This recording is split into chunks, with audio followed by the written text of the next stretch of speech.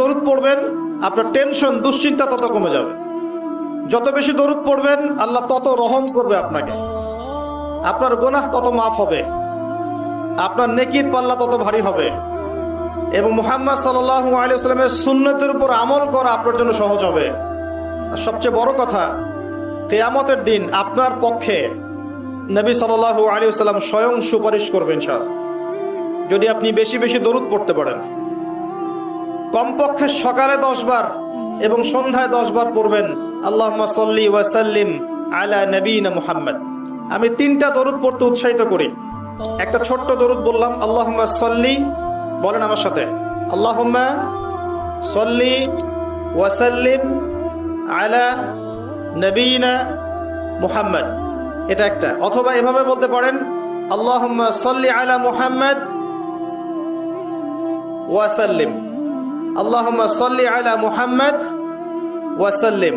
অথবা যেটা আমরা পড়ি, আল্লাহুম্মা সাল্লি আলা মুহাম্মদ ওয়া আলা আলি মুহাম্মদ কামা সাল্লাইতা আলা ইব্রাহিম ওয়া আলা আলি ইব্রাহিম ইন্নাকা হামিদুম মাজিদ। আল্লাহুম্মা বারিক আলা মুহাম্মদ ওয়া আলা আলি মুহাম্মদ কামা বারাকতা আলা ইব্রাহিম ওয়া আলা আলি ইব্রাহিম ইন্নাকা হামিদুম মাজিদ। এই দরুদের অর্থ কয়জন জানেন? হাত উঁচু করেন দেখি। মাশাআল্লাহ, ঠিক আছে। অর্থ জানতে হবে। নামাজের মধ্যে আমরা যা পড়ি এগুলোর অর্থ আপনাকে জানতে হবে।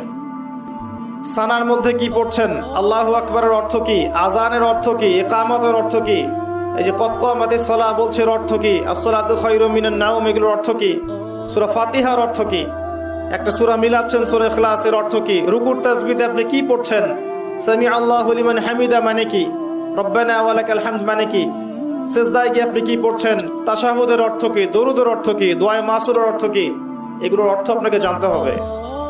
নামাজের অর্থ না জানলে নামাজে মনোযোগ বাড়ে না। নামাজে যত বেশি অর্থ জানবেন নামাজের মনোযোগ তত বাড়বে ইনশাআল্লাহ। অনেকে অভিযোগ করেন না যে নামাজ পড়ছি মনোযোগ বসে না, আছে না? নামাজ পড়ি মনোযোগ এদিক ওদিক ঘোরাফেরা করে, মানুষ বলেন এগুলা। একটা বড় কারণ, মেজর কারণ হচ্ছে নামাজে যা পড়ি আমরা তার অর্থ আমরা জানি না। এটা একটা প্রথম কথা।